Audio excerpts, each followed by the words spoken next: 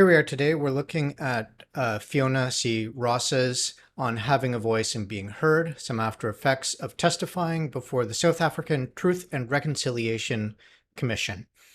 The argument she makes here in this paper is also available, albeit at much greater length, in her superb book called Bearing Witness, which I've included. I've included the cover here. Now, we can approach Ross's essay in a couple of different ways.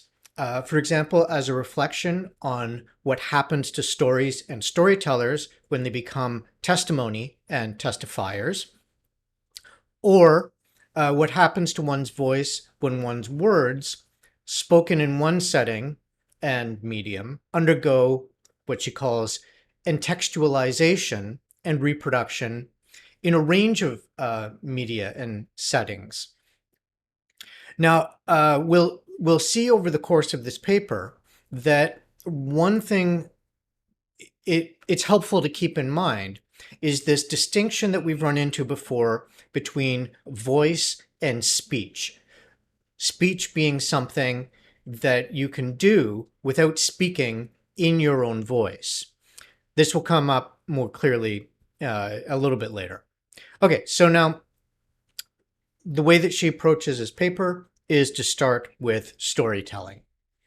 She begins then with the proposal that stories are inherently intersubjective, that is, dialogical, in ways that make the self, the one who tells the story, not the creator of social relations through providing a social narrative, or through providing a narrative, I should say, through telling a story, but rather the self as the creation of social relations that exist in and through the narrative process.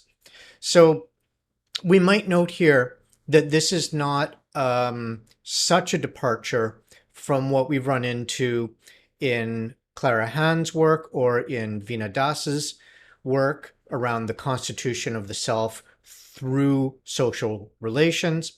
The one addition here, and this is something that she's taking from the anthropologist Michael Jackson, not the late musician, who in turn develops his notions of subjectivity, the self, and narrative from the work of Mikhail Bakhtin, a Russian linguist. So Bakhtin promoted this idea of dialogue as a way to sort of prompt us to see that there's no first speaker or last speaker. There's no speaker who has the last word on everything. Rather, we become speaking selves in the midst of discourses that precede us and that will outlive us, that we're not simply our own creation out of whole cloth, but that in some way are what we inherit and what we provide as an inheritance.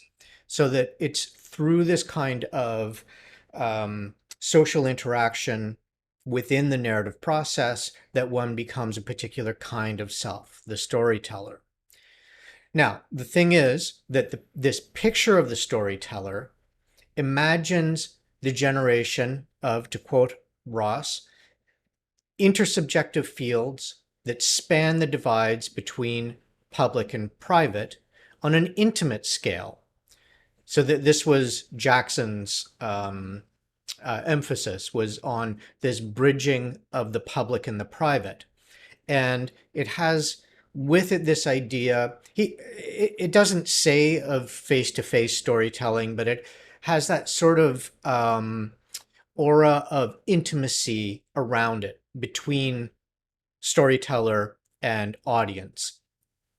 The question then is, what becomes of storytelling when it's projected out on a larger scale, in particular, a larger scale that can be anonymous in terms of the audience with respect to the storyteller or the testifier?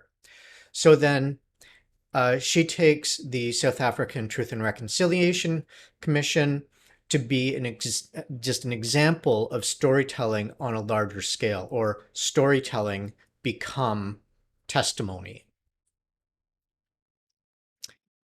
Now, the Truth and Reconciliation Commission sort of it came into being as a way of reckoning in South Africa with apartheid. It's worth noting, before I get into this extraordinarily brief encapsulation of apartheid, that the laws and policies maintaining segregation, especially in cities, predate the 1948 codification of capital A apartheid, um, as did resistance to these policies and laws. So it's not like apartheid just arose out of a vacuum, that there is a clear history here. I'm not giving it to you. I'm just trying to give you, if you're not familiar with apartheid, enough of a sense of what's going on that the Truth and Reconciliation Commission will make sense. So then, very briefly, it was this system of apartness formalized in law in 1948 by the ruling National Party, sometimes called the Nationalist Party.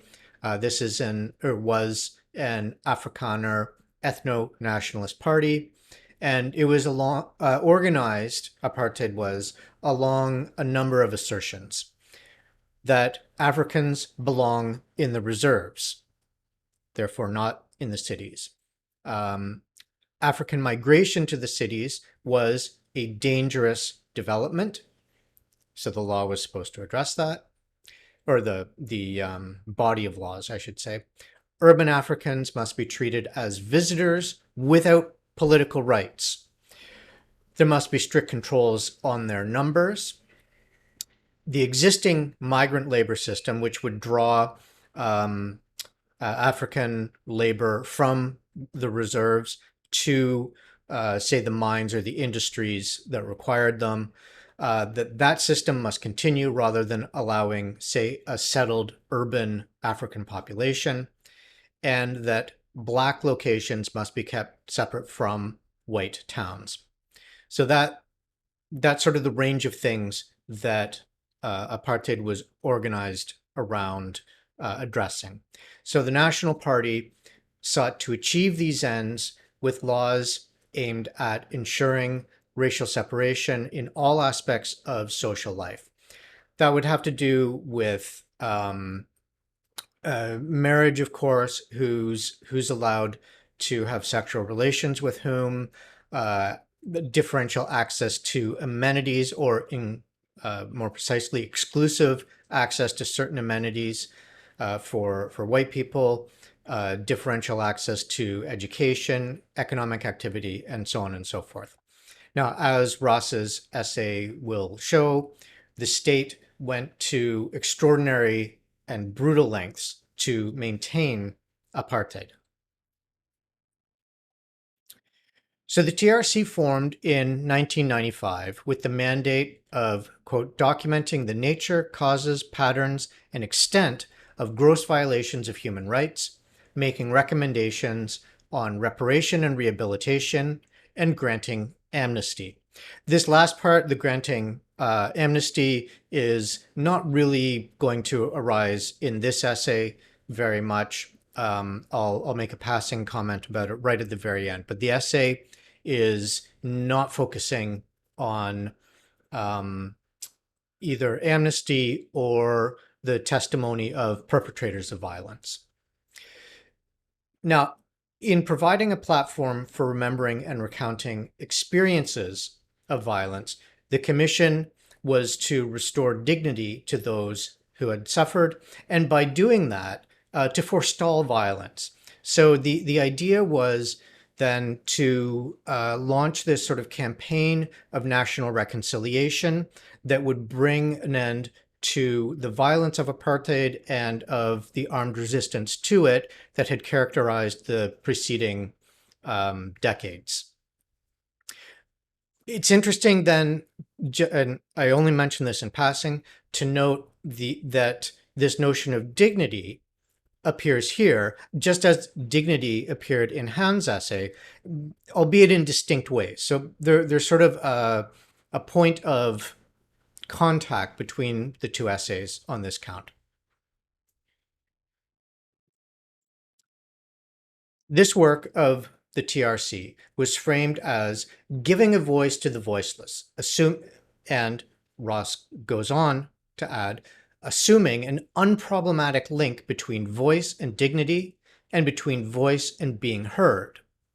The linkage of self and voice was anticipated through the equation of the speaking self with the healed self. The idea being then that if one testifies, one will be heard, that there will be an audience, and that the fact of being heard to speak your testimony will, if not straightforwardly, at least be important to producing a healed self. It was then a model of recovery, and it rested then on this assumption that it would remedy past voicelessness and silence. Ross will argue, not entirely, but at least in part, that this assumption was not altogether right, that the Truth and Reconciliation Commission did provide a new structure and scope for narrating past suffering to a large audience, but that in a way it was exactly this scope and the size of the audience that created some of the problems, even as it also created some of the possibilities for the TRC.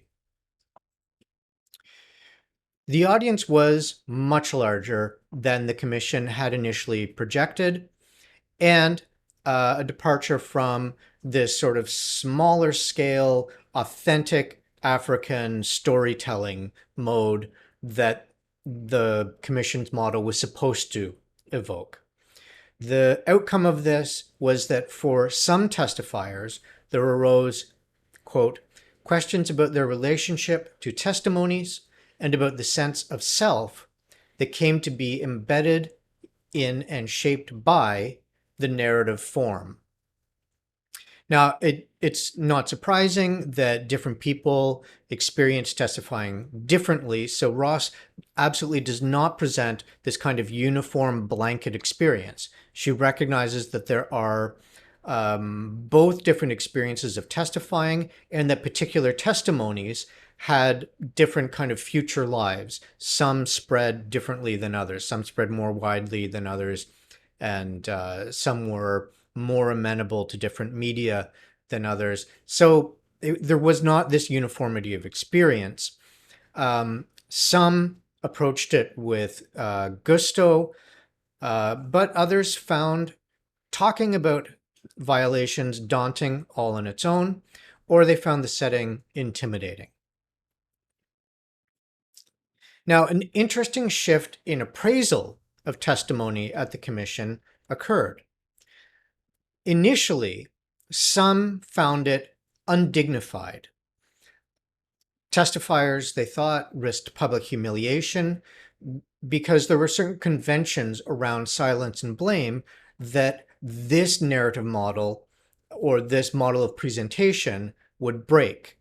And so we can see then that if that's the case, then this is a problem for this idea of restoration of dignity. If the idea is that presenting, bearing oneself, so to speak, in this very public way is humiliating, then it seems paradoxical that it's designed to restore dignity.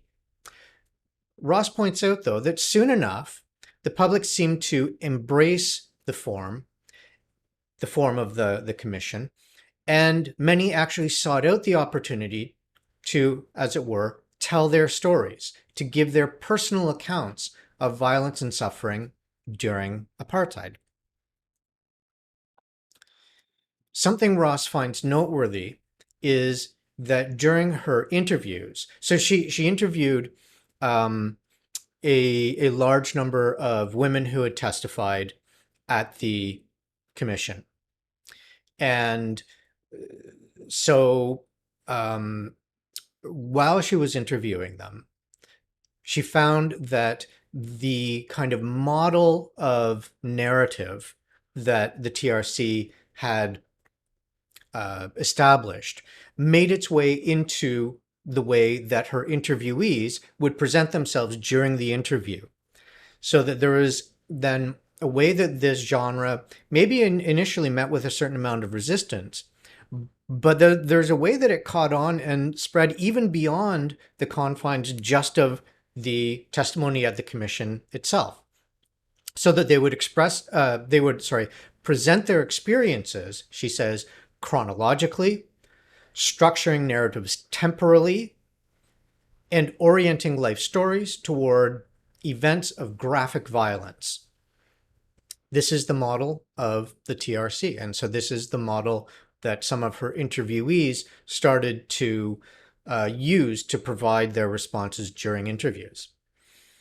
Ross notes then that violence and terror, thinking here of the experience of especially Black South Africans during apartheid, can sunder people's relationships and fracture their sense of time and place.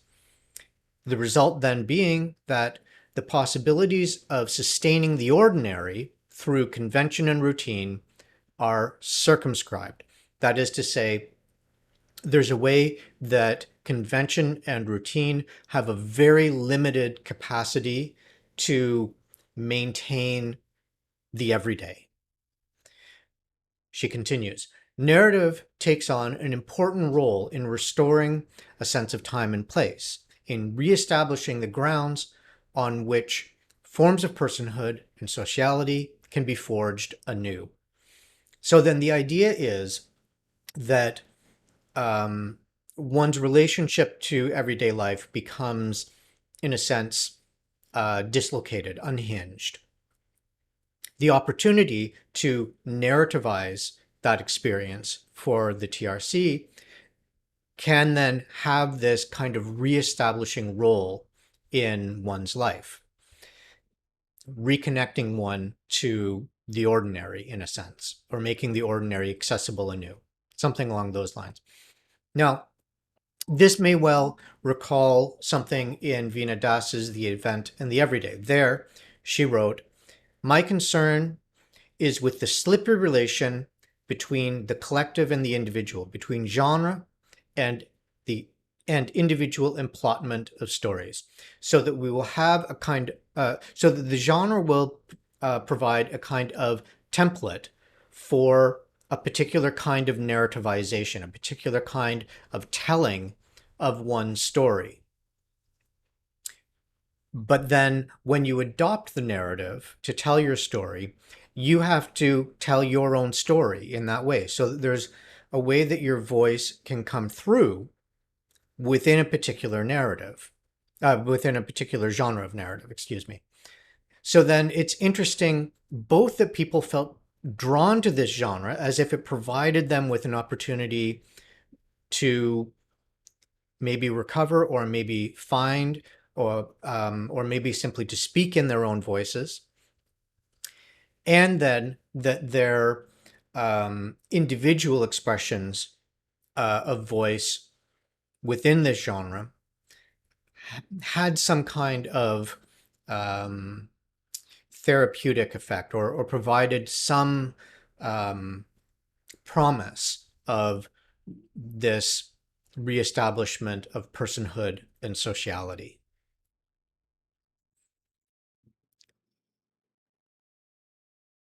For many, then, that shouldn't be form many, that should be for many.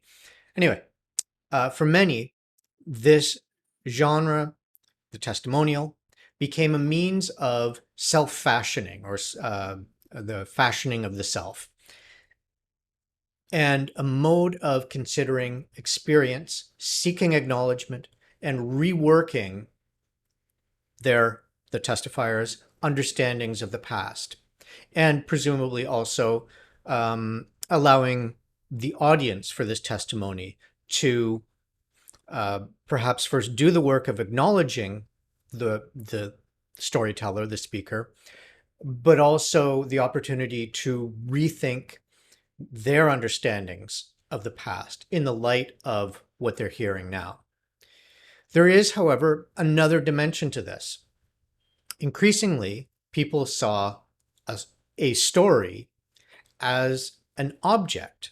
So something that could be alienated from the storyteller, from the speaker, that it could circulate on its own. You could use it to enter into exchange. So, for example, if an academic approaches you wanting to get your story, that you may be able to monetize your story, get some remuneration for sitting down for the interview and telling your story to a scholar or to a journalist or what have you. In short, then, a story told as testimony became a commodity. And this, I think she's pointing then to one of the unanticipated outcomes of the testimonial form, and that is that unlike the, as it were, authentic African storytelling model that was not about commodities, the testimony does have this potential to become a commodity. And indeed, when testimonies were recorded in cassette tapes or produced on compact discs or what have you, and then became available for sale, they quite literally were commodities. Ross then distinguishes between testimony and story. Not that she's providing a really hard distinction between the two, but seeing that there are properties of testimony and properties of story that don't perfectly overlap. And so she thinks then that this gives a certain kind of distinctiveness to the TRC's narrative form. On the one hand, she explains how violence shatters, quote, the relation between words and experiences of violence, between words and violence's recall. But second, testimony unites the private and the political. We should note a contrast here that when she's citing Jackson earlier, Jackson notes that storytelling bridges the private and the public not being identical with the political. So there's sort of some daylight now appearing between these two ideas of testimony that has more of the political orientation and storytelling that has more of the public orientation. Again, not a hard and fast distinction, but a distinction of a sort nonetheless. Why? Because it both enables a ritual of healing, say by bringing words back to the one who suffered violence and who was unable to speak of it, and produces a public record of who inflicted harm, which is not a necessary aspect of storytelling. It can be, to be sure, but it's not a necessary aspect of it. Now, on this view, we get a sense of bewilderment from the experience of violence, that violence has this kind of violence and terror, I think she would say, has this kind of bewildering impact on individuals. And further, we get this notion of an alienation from one's own words, something that we see in Das's work as well, to be sure. But then the structure of testimony allows for the reconnection of oneself to one's words and to one's world. In this picture of testimony, there's an assumption then that public narration of suffering and violence will lead in a straightforward way to public acknowledgement of the speaker and her suffering.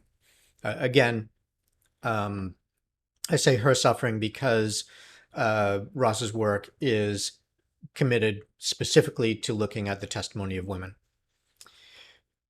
The idea was that offering testimony could act as a means to identify the self in relation to the public, often envisioned as the state. But the Commission had a further ambition of forging new forms of belonging on this foundation, a foundation that was to be laid by the production of a shared memory that arose out of testimony. That was the work that the testimony was supposed to do, was to provide this new foundation that would allow for a much more comprehensive sense of belonging as a South African. Testimony here then allows not just individual, but broadly social recuperation. It's not just therapeutic for the individual who's testifying, it's therapeutic for the community, the nation, the state, whatever scale you want to look at more broadly. Ross, though, she worries that these expectations for the power of testimony, they might be too much. And so she cautions, remembering and recounting harm is neither simple nor neutral. Alongside the value that may be derived from public processes, we would do well to remember that subject positioning is not uniform, and the social and cultural locations from which to speak may be fraught, saturated with discomforting customs that would mold patterns of speech. They may render testifiers vulnerable. Recounting harm does not guarantee that it will be received in ways testifiers might wish. Legalistic interventions may result in a strangulation of desired forms of voice. So then, where the testimony before the TRC was intended, in the design of the TRC that is, to restore voice to the voiceless, to the silenced, here Ross is pointing out that simply testifying at the TRC, in fact, might not produce that result. It may not give to the testifier the form of voice that he or she, in these cases, she anticipated or wished. This, we'll see, becomes a kind of a problem in just a moment. So it's at this point that the paper makes a decisive turn to consider these less emancipating possibilities of giving testimony. She says, in attending to the debates about story and testimony as they relate to the Commission's work, I've been struck by the links between self and story, by the assumption that narration is productive of an authentic self, and that the self is singular, constituted by a single story that can be appropriated by others. So she's not saying this in so many words, but what I'm hearing is an echo of something that I mentioned in an earlier lecture, Veena Das's, when you get the notion that speaking in scripts may be exactly how you don't speak in your own voice. So that if the constraints of a genre are too tight, then they may not, in fact, allow the expression of one's voice. They may have this kind of strangling impact or implication for the speaker. So then Ross goes on to raise the question of what happens to the testifier's voice in the TRC. If we are to understand voice, and she's borrowing this definition from Lisa Malky, to be the ability to establish narrative authority over one's circumstances and future, and also the ability to claim an audience. A notable aspect of the TRC format, the wide circulation of testimonies in a variety of media, meant that the safety the TRC meant to offer testifiers was fleeting. It was ephemeral. Ross explains this. Even where the testifiers were able to control their self-representations in one context, that is, the private hearing, that very process also transformed experience into testimony or story and thence into social fact, open to discussion and disputation. Now, at this point, and again, this is my intervention. Ross is not responsible for what I'm about to say here, but I would recall how Wittgenstein, I'm thinking back to Das's writing, Wittgenstein considered language to be used primarily for expression. And so then Das gets us to think about ways in which utterances like "I am in pain," they're not claims or descriptions about myself. They're expressions of pain. And the one who hears that has the option to acknowledge it or not to acknowledge it as an expression. This is how our future is at stake.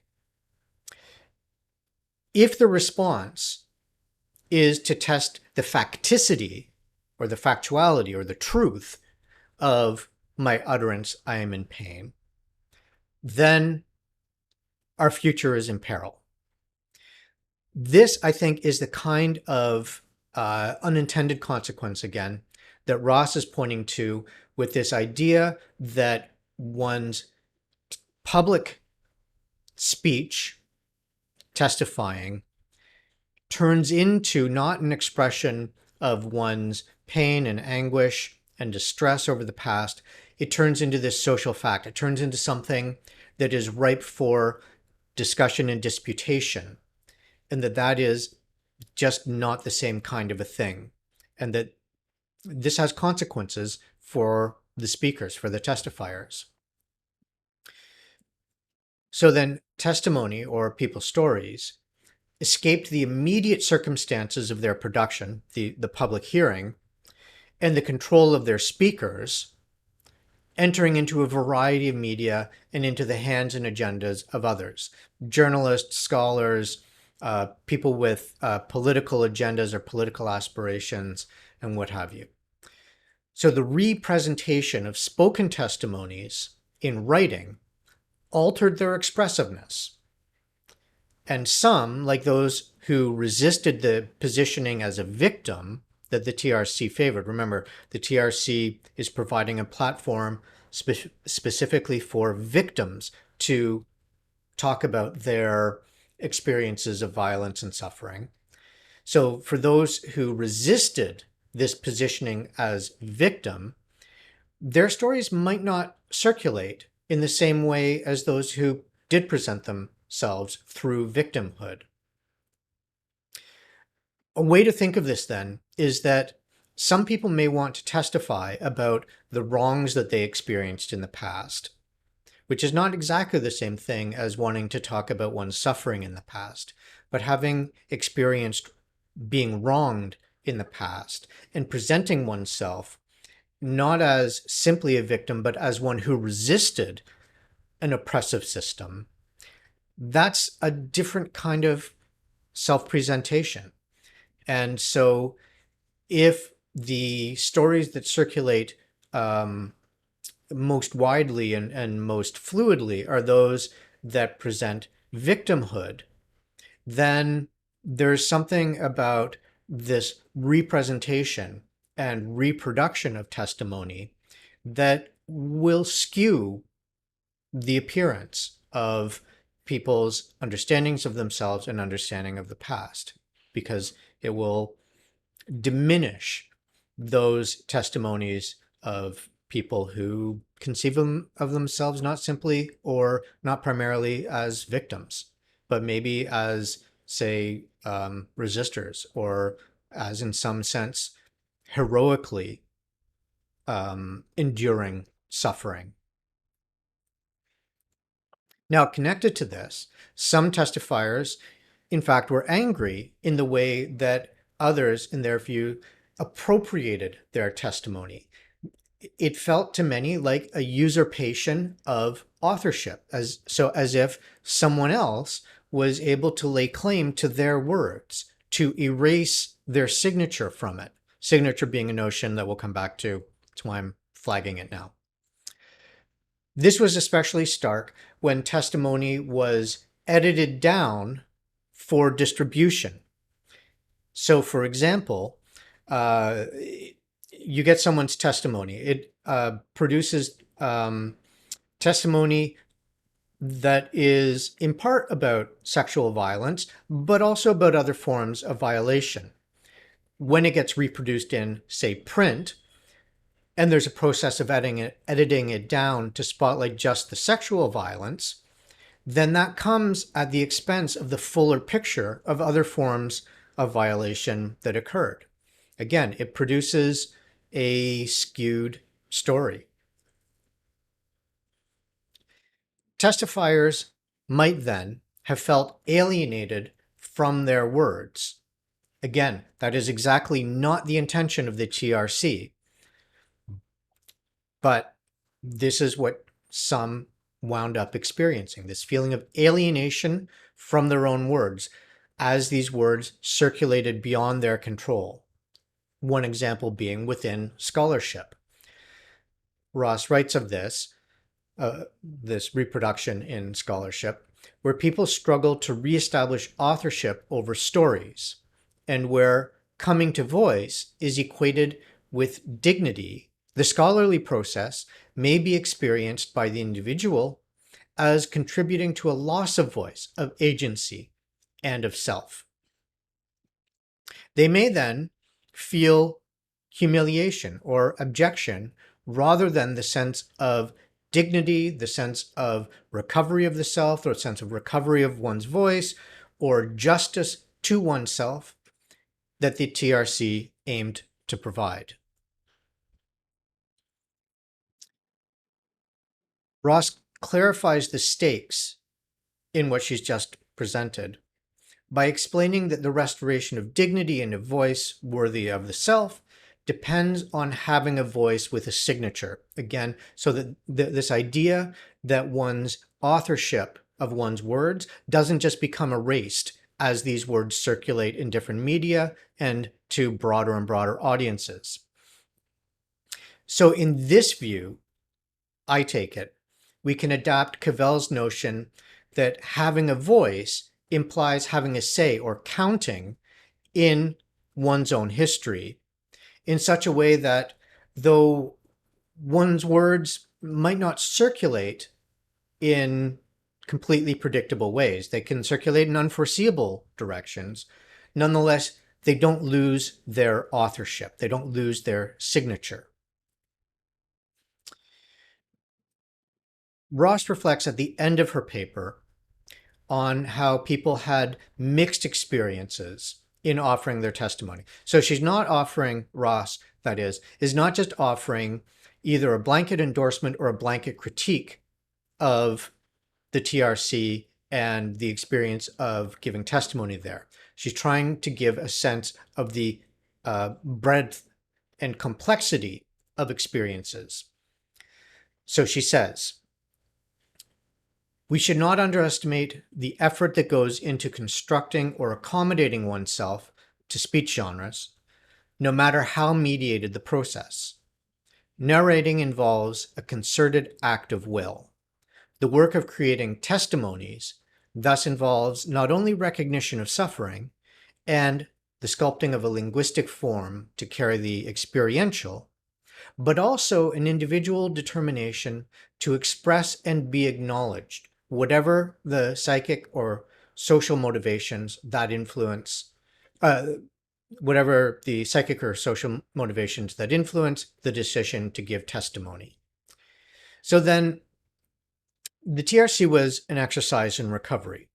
On the one hand, not particularly emphasized in this paper, for violators in publicly declaring their violations, perhaps to recover some lost humanity, but also for those who suffered to recover dignity, voice. So the question that remains for me is, on the strength of what Ross has presented, does the TRC look like an effort to borrow Dass's and Wittgenstein's framing of it, does it look like an effort to re-inhabit a scene of destruction? And if it does, then we can start to reflect on what the particular challenges and pitfalls of that work of reinhabitation may be. And that's all that I have for this one. Thank you very much.